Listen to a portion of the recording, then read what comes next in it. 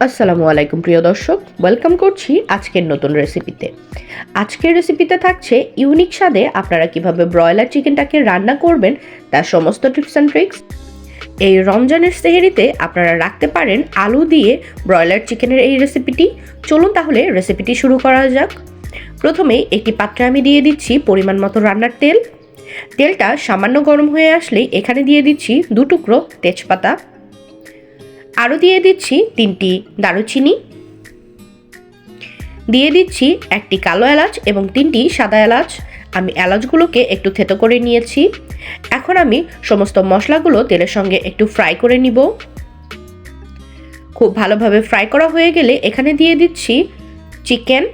আমি এখানে প্রায় 800 গ্রাম চিকেন ব্যবহার করেছি, তবে চিকেনের রেশিওটা কম বেশি হলে আপনাদের মশলার পরিমাণটাও কম বেশি লাগবে।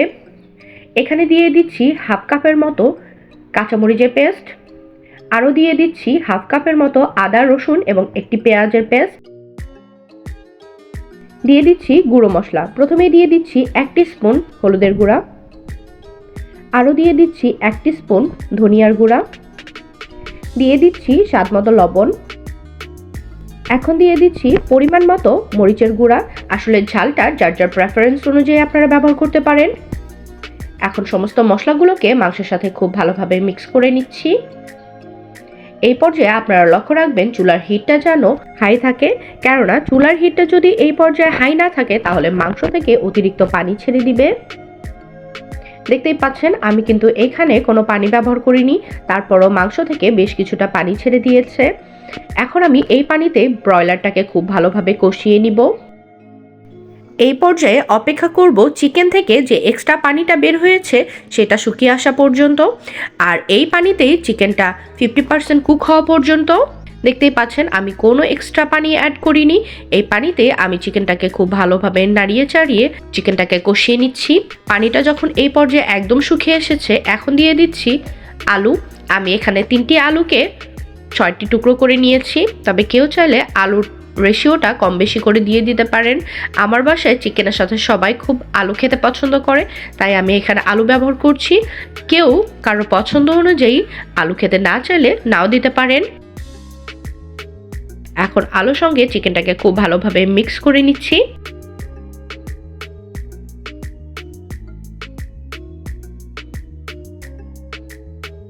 আপনারা হয়তো লক্ষ্য করছেন আমি এখন পর্যন্ত চিকেনে কোনো এক্সট্রা পানি ব্যবহার করিনি।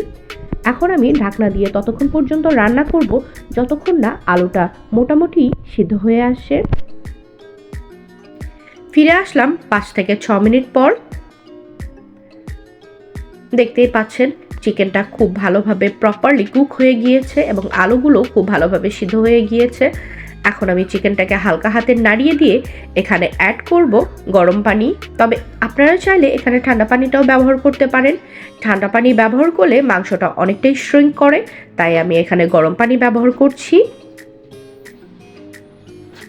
এখানে মাংসর পরিমাণটা আপনারা বুঝে শুনে তারপর পানি অ্যাড করবেন। আমি এইখানে প্রায় 2 কাপের মতো পানি ব্যবহার করেছি।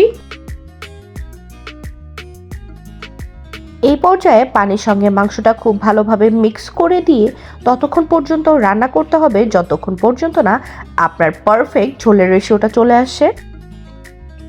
আর এখন শেয়ার করছি আপনাদের সাথে বেশ কিছু ট্রিক্স। আপনারা যদি এখানে ব্রয়লারের পরিবর্তে দেশি মুরগির মাংস অথবা লেয়ার বা অন্য যে কোনো চিকেন নিতে চান তাহলে সেখানে মশলার রেশিও একরকম থাকলেও পানির রেশিওটা বেশ কিছুটা কম বেশি লাগতে পারে, কেননা অন্যান্য চিকেনে পানির রেশিওটা একটু বেশি পরিমাণ লাগবে। ব্রয়লার চিকেন তো এমনিতেই খুব নরম হয়ে থাকে, তাই যার কারণে পানির রেশিওটা একটু হলেও কম লাগে। আপনারা যদি লেয়ার রান্না করতে চান সেক্ষেত্রে পানির রেশিওটা এর থেকে আরও কিছুটা বেড়ে যাবে। দেখতেই পাচ্ছেন আমি ঢাকনা দিয়ে 4 থেকে 5 মিনিট কুক করে নিয়েছি। পানিটা অনেকটাই শুকিয়ে এসেছে। এই পর্যায়ে আমি হালকা হাতে চিকেনটাকে আবার নেড়ে দিয়ে ঢাকনা দিয়ে রান্না করব ততক্ষণ পর্যন্ত যতক্ষণ পর্যন্ত না চিকেনটা প্রপারলি কুক হয়ে যায়। ফিরে এলাম প্রায় 10 মিনিট পর। দেখতেই পাচ্ছেন চিকেনের ঝোলটা অনেকাংশেই শুকিয়ে এসেছে। আমি ঠিক এই রেশিওটাই রাখতে চাচ্ছিলাম। আপনারা চাইলে চিকেনের ঝোলটা আর একটু কম বেশি করে রাখতে পারেন। আমি এই পর্যায়ে চিকেনটাকে হালকা হাতে নেড়ে দিচ্ছি। কারণ চিকেনটা এমনিতেই খুব প্রপারলি সিদ্ধ হয়ে গিয়েছে। এখন খুব বেশি নাড়াচাড়া করতে গেলে চিকেনগুলো ভেঙে যাবে। রান্না প্রায় কমপ্লিট হয়ে গিয়েছে। এই পর্যায়ে আমি এখানে ব্যবহার করছি 1 টেবিল চামচ পরিমাণ গরম মশলার গুঁড়ো, আর দিয়ে দিচ্ছি কিছুটা ভাজা পেঁয়াজ অর্থাৎ পেঁয়াজ বেরেস্তা। এটা দিলে আপনাদের চিকেনের টেস্টটা একদম সম্পূর্ণ পাল্টে যাবে। এখন সবকিছু খুব ভালোভাবে মিশিয়ে নিলেই রেডি হয়ে গেল আমাদের খুব স্পেশাল আলু দিয়ে ব্রয়লার চিকেন। আশা করছি আপনারা এই রেসিপিটা একবার ট্রাই করলে বারবার ট্রাই করতে চাবেন। এই রেসিপিটাতে ব্রয়লারের কোনো এক্সট্রা স্মেল থাকবে না এবং কেউ বুঝতেও পারবে না যে আপনি তাকে ব্রয়লার রান্না করে দিয়েছেন। যারা নর্মালি ব্রয়লার খেতেই চান না, তারাও এই রেসিপিটা পেলে 1 প্লেট ভাত অনায়াসেই খেতে পারবে। আশা করছি আজকের রেসিপিটি আপনাদের ভালো লেগেছে। যদি রেসিপিটি একটুও ভালো লেগে থাকে এবং একটুও আপনারা এই রেসিপি দেখে অনুপ্রাণিত হন, তাহলে অবশ্যই আমার চ্যানেলটি সাবস্ক্রাইব করবেন এবং আমার ভিডিওতে লাইক কমেন্ট শেয়ার করবেন। আজকের মতো এখানেই বিদায় নিচ্ছি। দেখা হবে নতুন কোনো রেসিপি নিয়ে। ততক্ষণ পর্যন্ত ভালো থাকবেন, সুস্থ থাকবেন। আল্লাহ হাফেজ।